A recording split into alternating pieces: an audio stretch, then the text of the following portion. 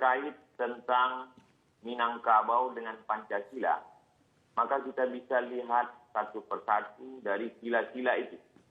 Sila yang pertama misalnya ketuhanan yang Maha Esa. Maka berbicara tentang ketuhanan, saya masuk ke suku Akit, suku Laut, suku Sakai, suku Talang, suku Anak Dalam, suku Kubu. Maka di sana masih ada orang yang tidak bertuhan. Saya menyaksikan sendiri mereka menggantungkan kain-kain putih lalu tidak tahu apa yang mereka sembah. Masih ada suku-suku Melayu tua yang belum bertuhan. Tapi Minangkabau tidak hanya bertuhan, mereka justru membuat orang yang tidak kenal Tuhan menjadi bertuhan. Berbicara tentang sila pertama ketuhanan yang Maha Esa. Saya menyampaikan tausiah di sebuah pulau di Aceh, Semelu.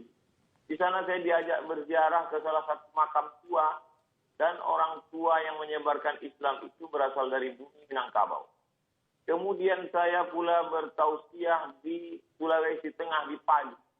Di atas bukit di Palu itu juga ada makam tua penyebar agama Islam juga datang dari bumi Minangkabau. Oleh sebab itu sila pertama ketuhanan yang Maha Esa, maka Minangkabau adalah para suluh di tengah gelap yang membawa siar Islam. Yang kedua tentang kemanusiaan.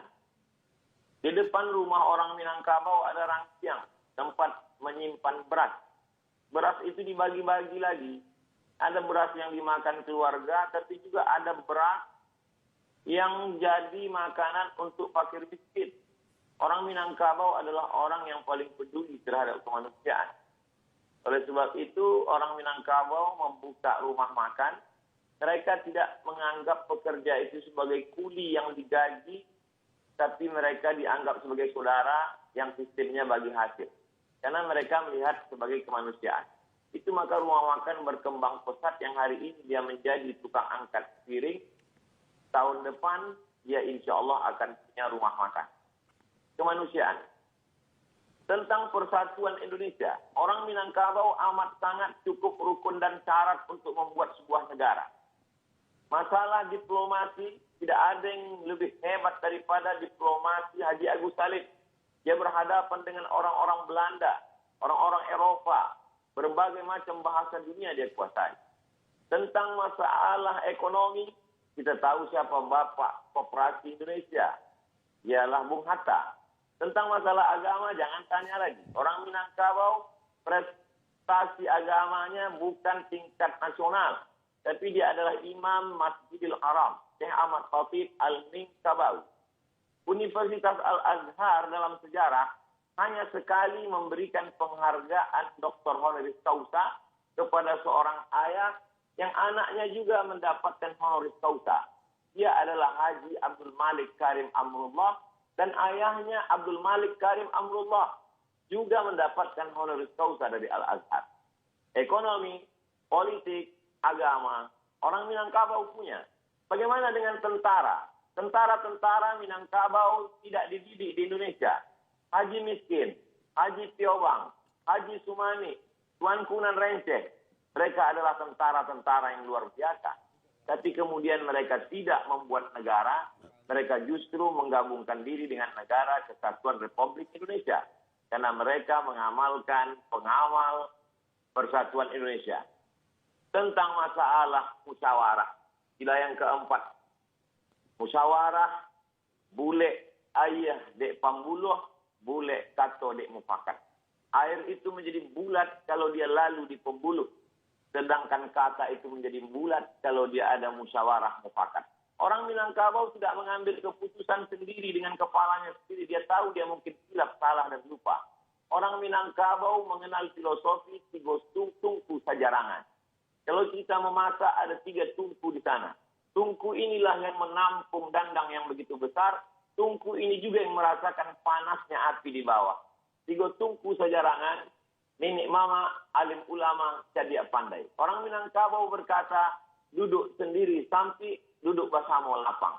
Duduk sendiri terasa sempit, tapi kalau duduk bersama terasa lapang.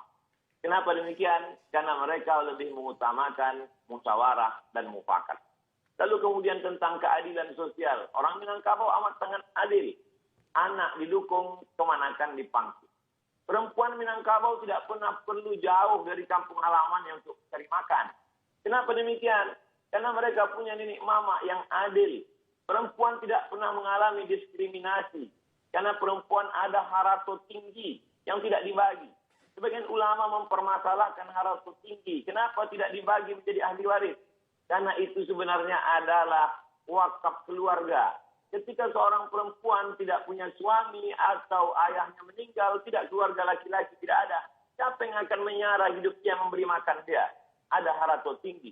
Mereka amat sangat mengutamakan keadilan. Orang Minangkabau amat sangat Pancasilais. Mana buktinya? Dari mulai Sabang sampai Papua. Pesawat saya mendarat di Sorong.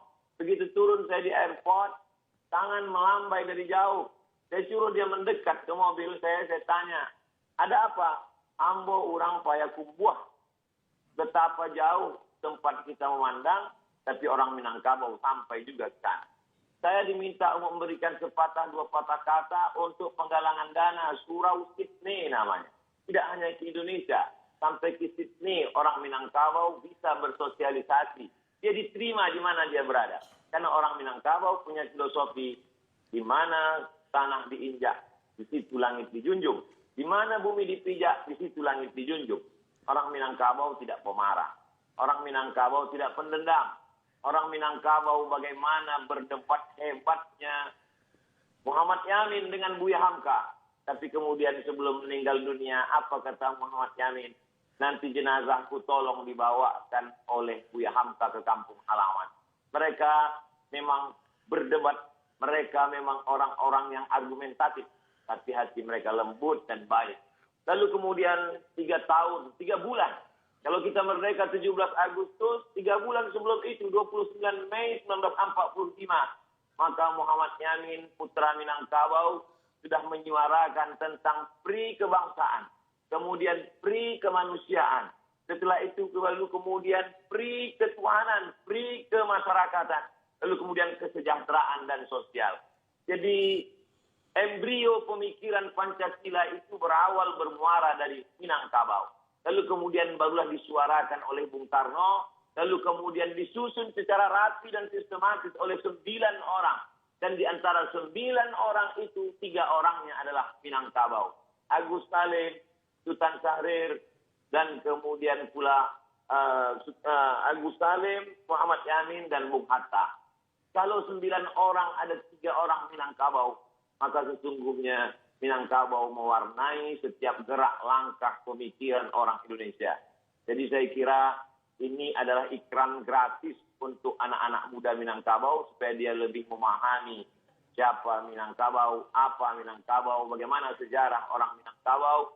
Saya menganggap di balik ini semua tentu Ustadz selalu berkata ada hikmahnya, tapi tentu juga di sana ada pelajaran berharga.